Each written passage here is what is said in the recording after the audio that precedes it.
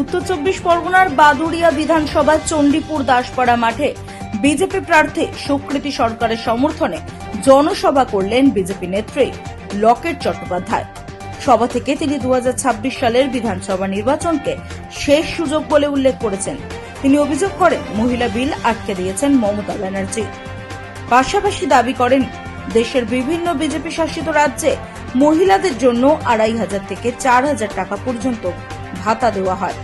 লক্ষ্মীর ভান্ডার প্রকল্প নিয়েও কটাক্ষ করেন তিনি। একই সঙ্গে বলেন নরেন্দ্র মোদী মহিলাদের সম্মান ও নিরাপত্তা নিশ্চিত করতে প্রতিশ্রুতিবদ্ধ। এছাড়াও তিনি অভিযোগ করেন বাংলার মানুষকে বিভ্রান্ত করা হচ্ছে, ডিটেনশন ক্যাম্প নিয়ে আতঙ্ক ছড়িয়ে দেওয়া হচ্ছে। তার দাবি রাজ্যের মানুষকে যথেষ্ট উন্নয়ন দেওয়া হয়নি।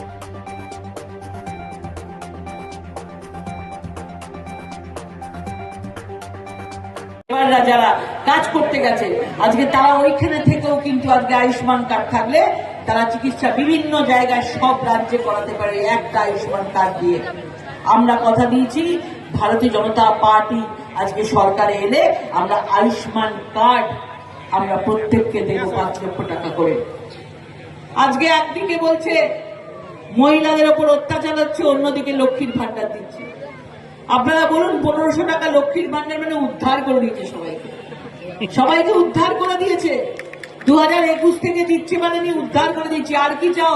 1500 টাকা করে দিচ্ছি, এই নিয়ে খুশি থাকো, এই নিয়ে খুশি থাকো, আর কিছু করতে হবে না, কোনো ইন্ডাস্ট্রি করতে হবে না, কোনো যুবকদের চাকরি দিতে হবে না।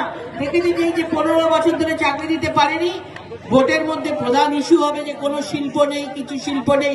যুবকরা যদি অশান্তি করে ভোট না দেয়, কি করলো? সঙ্গে সঙ্গে ভোটের কিছুদিন আগে 1500 টাকা করে একটা দান করে দিল। আবার বলছে 1500 টাকা দিয়ে কিছু তো হবে না, চা খাবে তো। আহারে, MBA MA পাস করবে, ইঞ্জিনিয়ারিং পাস করবে, ডাক্তারি পাস করবে, তারা নাকি 1500 টাকা দিয়ে চা খাবে। আর কি করবে? হাওয়া খাবে, হাওয়া খাবে, সংসার করবে না, পরিবার তৈরি হবে না, তারা 1500 টাকা নিয়ে থাকবে তো। আজকে আমাদের বিজেপি সরকার আজকে কথা দিয়েছে যে আমাদের মা বোনেদের 3000 টাকা দেওয়া হবে। সেটা কোনো ভাতা নয়, সেটা আজকে যেভাবে আজকে যুবক যুবতী মা বোনেরা আজকে গাড্ডায় পড়ে গেছে না, এই 34 বছরের CPM এর অপশাসন, এই 15 বছরের তৃণমূলের অপশাসন যেভাবে গাড্ডায় পড়ে গেছে, তাদেরকে তুলতে গেলেও হাতে কিছু টাকা লাগে। সেটা 1500 টাকা নয়, সেটা 3000 টাকা দেওয়া হবে, যুবকদেরও দেওয়া হবে, আজকে মা বোনেদেরকেও দেওয়া হবে। কিন্তু তার সঙ্গে সঙ্গে কি করা হবে?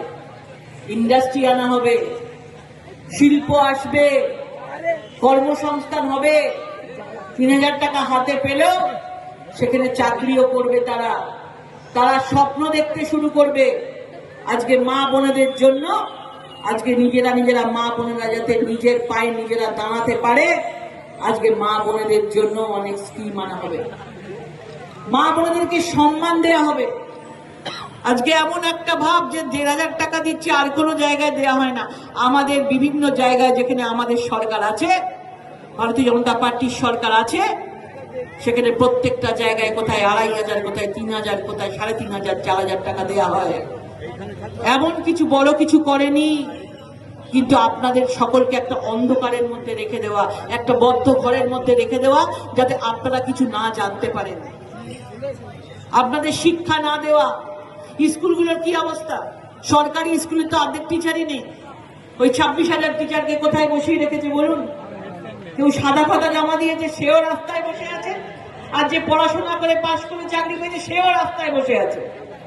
সব একসাথে এক করে দিয়েছে, চালে ডালে মিশিয়ে দিয়েছে, কাকড়ে মিশিয়ে দিয়েছে। কাকড়গুলোকে আলাদা করেনি, কাকড়গুলোকে আলাদা করলেই তো জানেন যে কোন মন্ত্রীকে কত টাকা ঘুষ দিয়ে সাদা কাগজ জমা দিয়ে চাকরি পেয়েছি, সবগুলো তো বেরিয়ে আসবে। মমতা বন্দ্যোপাধ্যায় কি করেছেন? সেই সাদা কাগজগুলোই ওএমআর শিটগুলোই পুড়িয়ে দিয়েছে। যা, আর কেউ দেখতে পাবি না, তোরা আর কেউ দেখতে পাবি না। আমি অনেক চালাক, আমি তোমাদের ওপর দিয়ে যাই, তোমরা যাও ডালে ডালে, আমি যাই পাতায় পাতায়, করতে করতে সব কাগজ পুড়িয়ে দিয়েছে। এবার তারা কোথায় যাবে? আপনারা বলুন, তারা কোথায় যাবে? আজকে তারা রাস্তায় বসে চোখের জল ফেলছে। আজকে মুখ্যমন্ত্রী একবারের জন্য তাদেরকে ঘুরে তাকায়নি। আজকে এই অবস্থা করেছে আজকে পশ্চিম বাংলাটার। আপনাদের সকলে জেনে রাখা ভালো, কেউ ভুলে যাবেন না। এই এসআইআর এর নাম করে এমন করছে যে তার যত দুর্নীতিগুলো আছে সব যেন 5 বছরে চাপা পড়ে গেছে। এসআইআর এর নাম বাদ গেছে, এসআইআর এর নাম বাদ গেছে, একটা নাম বাদ দেওয়া যাবে না। এসআইআর করতে দেবো না। সবাই আগে ফর্ম ফিল আপ করেছেন মমতা বন্দ্যোপাধ্যায়। এসআইআর সবাই আগে ফর্ম ফিল আপ করেছেন, কারণ সবাই মিডিয়া দেখে ফেলেছিল ফর্ম নিয়ে গেছে। তো তিনি আর কি বলবেন, বলছেন আমি বাড়িতে রেখে দিয়েছি। আগে 11 কোটি মানুষ ফর্ম ফিল আপ করবে, তারপর আমি করব। মিথ্যে কথা বলার একটা লিমিট আছে, একটা লিমিট আছে। এসআইআর না বলে নিজে আগে এসআইআর এর ফর্ম ফিল আপ করছে। আজকে এসআইআর করে নাম বাদ গেছে বলছে। আজকে ওনার ভয় যে এই অনুপ্রবেশকারী, এই রোহিঙ্গা যারা রয়েছে, যাদের কাঁধে ভর দিয়ে আজকে এই ভোটের বৈতরণী বারবার পার হয়েছে, আজকে 90-91 লাখ নাম বাদ গেছে। আজকে মৃত ভোটার বলুন, প্রায় 30-32 লাখ মৃত ভোটার ছিল, তাদের নাম বাদ গেছে। আজকে একজনের 4-5টা করে 10টা করে 17টা করে ভোটার আইডি কার্ড ছিল, তাদের সব একটা করে আইডি কার্ড হয়ে গেছে, বাকি 16টা ভোট বাদ। কত ভোটার এইভাবে বাদ গেছে। এই ভোটগুলো কি হতো? ওপর থেকে ভোটের দিন নেমে এসে ভোট দিয়ে আবার ওপরে চলে যেত। শিফটেড ভোটাররা একবার হাওড়ায় ভোট দিচ্ছে, একবার মালদায় ভোট দিচ্ছে, একবার বসিরহাটে ভোট দিচ্ছে, একবার বনগাঁয় ভোট দিচ্ছে, একবার বারাসাতে ভোট দিচ্ছে। সব জায়গায় ভোট দিয়ে দিয়ে বেড়াচ্ছে বিভিন্নভাবে। সবাইকে একটা করে দিচ্ছে, একটা ভোট হবে। এই জন্য এনারা তো মাথা ব্যথা, এই জন্য এনারা তো মাথা ব্যথা। অনুপ্রবেশকারী রোহিঙ্গা মানুষকে তো আর বিশ্বাসই করেন না। বুঝেই গেছেন মানুষের ভোট আর পাবেন না। কি করে পাবেন? কিছু দিয়েছেন মানুষকে? কিছু করেছেন মানুষকে? শুধু বড় বড় কথা বলে এসছে, আমি এই দেবো, আমি সেই দেবো, হ্যান কারেগা ত্যান কারেগা বলে এসছে, আর কিচ্ছু করেনি। প্রহসন করেছে, প্রহসন। আর সেই জন্য এসআইআর এর ওপর নানা রকম মানুষকে ভুল বুঝিয়ে, প্যানিক করে, ভয় দেখিয়ে আপনাকে নাকি ডিটেনশন ক্যাম্প পাঠিয়ে দেওয়া হবে। Bureau report, রাতদিন news network. দীর্ঘ 22